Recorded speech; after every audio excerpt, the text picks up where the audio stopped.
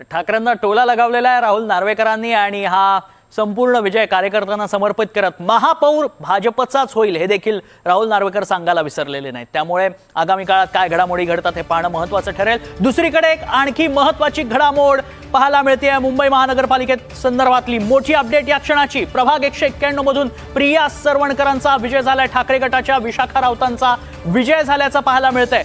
सदा सरवणकरांना दुसरा मोठा धक्का बसलाय, कारण 191 प्रभागातनं प्रिया सरवणकर यांचा पराभव झालाय। दुसरीकडे ठाकरे गटाच्या विशाखा राऊत यांचा विजय झालाय। अधिक माहिती जाणून घ्या आमचे प्रतिनिधी देवेंद्र कोल्हटकर सध्या संपर्कात आहेत। देवेंद्र, दुहेरी धक्का म्हणावा लागेल सरवणकरांसाठी। अगदी बरोबर आहे तन्मय।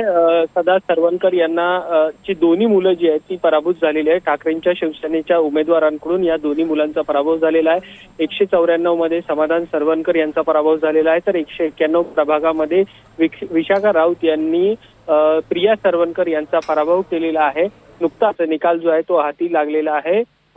दादर किंवा आसपासच्या परिसरामध्ये समाधान सरवणकर आणि प्रिया सरवणकर यांचा ठाकरेंच्या शिवसेनेकडून पराभव झालेला आहे। नक्कीच देवेंद्र, धन्यवाद आपण दिलेल्या सगळ्या सविस्तर माहितीसाठी। वेळोवेळी तुमच्याकडनं अपडेट जाणून घेत राहू। दुहेरी धक्का म्हणावा लागेल, दुसरा धक्का सरवणकरांना बसलाय।